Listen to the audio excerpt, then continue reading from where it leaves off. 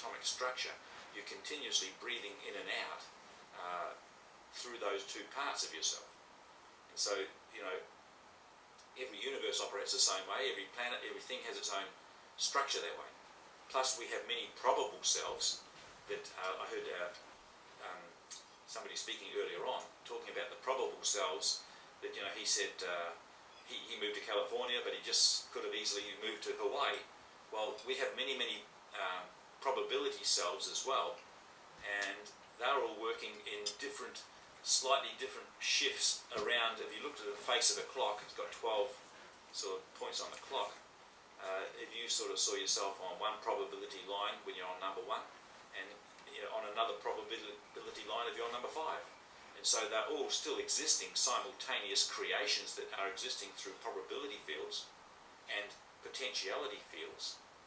Like if you took one of those probability fields, it's 1 point on a face of a clock of 12, and say it's number 1 we're talking about, and then you took that number 1 and you looked at it as another face of 12, so on that face of 12, on that one probability, you have 12 potentialities. And you go down and down into the atomic structure, working into the very depth of being, and right out into the expanse of the entirety of all that exists.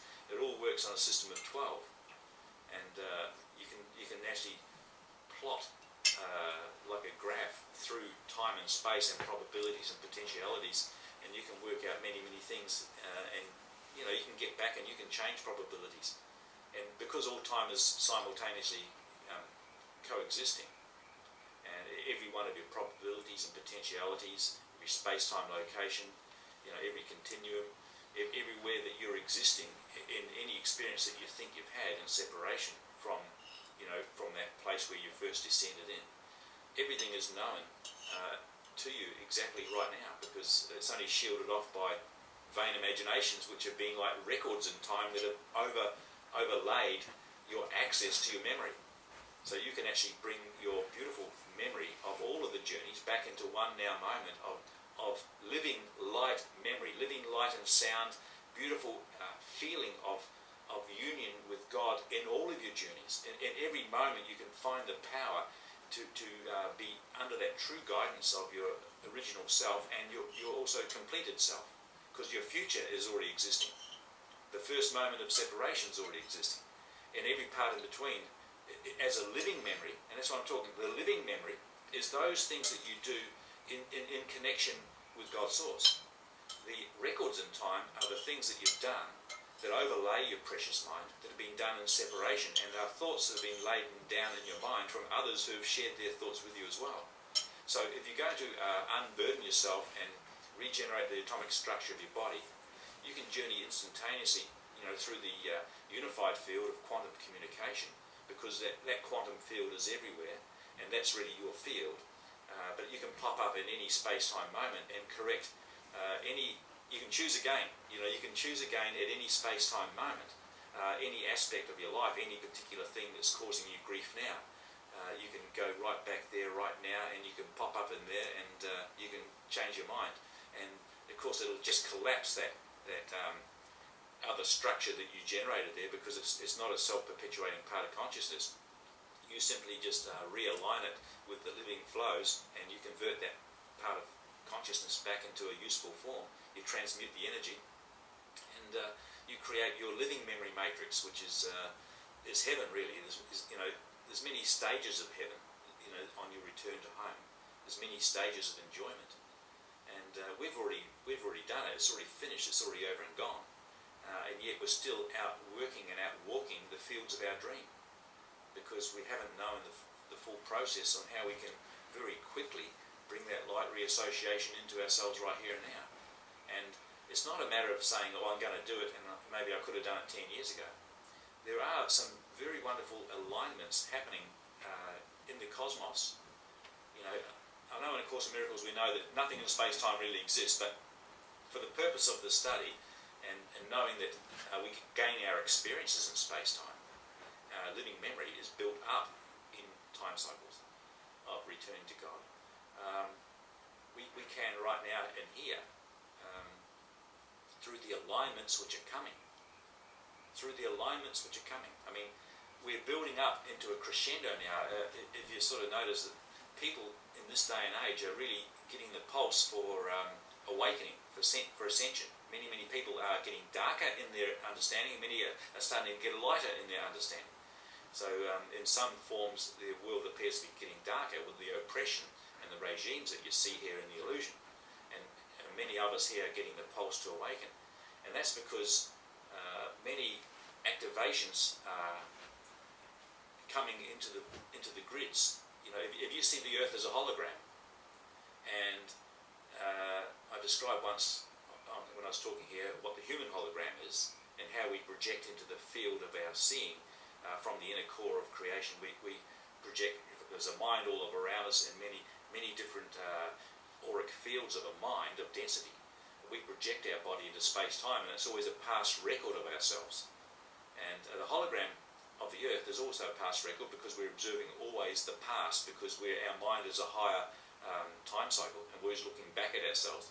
But the Earth is a hologram, and it has energetic flows through what you might call grid lines, just like you would have in your body, axiotonal lines and meridian lines, and energy flows through different systems and structures of your body. The Earth also has grid lines, and some of those grid lines are controlled by what we're learning in our technology here. I know it sounds like separation talk, but you know, our experience here is separation, so I'm talking about what seems real to us here in a mind. It seems real, but we know it's not the reality we'd like, but it is our experience. What we find in the Earth is there are many factions or energy supply circuitries that are pumping the holographic imagery. In other words,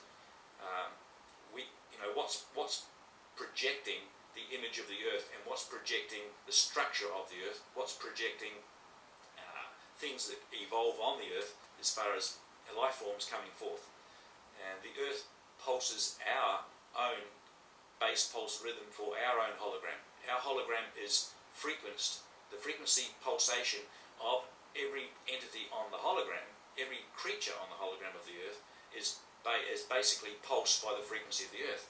And so there are some entities arising on the Earth which are pulsed by, you might say, a lot of interference from an alienated mind of separation, which is pulsing really an agenda of decay and destruction, harvesting our energy fields through the atomic structure of our bodies. Like it's a war of attrition. It's not like I'm Christ consciousness, but Joe Blow, he's not Christ consciousness. It's like in my body I have Christ consciousness, Christ awareness, Christ mind working, but I also have alienated thoughts in my biological computer that are dragging me down to dust. I have parts of me lifting me to light, I have parts of me dragging me to dust, and it's like a war of attrition. Well, it's the same with the hologram of the Earth. The hologram of the Earth is many mingling frequencies of different factions of interplaying interference that are causing different effects in the hologram. And the interfering part is coming from what we call a parallel construct of the Milky Way galaxy. The Milky Way galaxy is pulled off 23.5 degrees from the Andromeda galaxy, and it is actually a fragmented galaxy. It's not a whole life-giving system, although there are parts of structure in there which are whole. So we're being pulled off by an energetic form which is also in a parallel Milky Way galaxy structure. So there's like what they call black hole technology. The scientists have found out that through the centre of the galaxy there's a black hole. Well, that's not an organic thing. You know, it's not what was originally sort of created as a living system.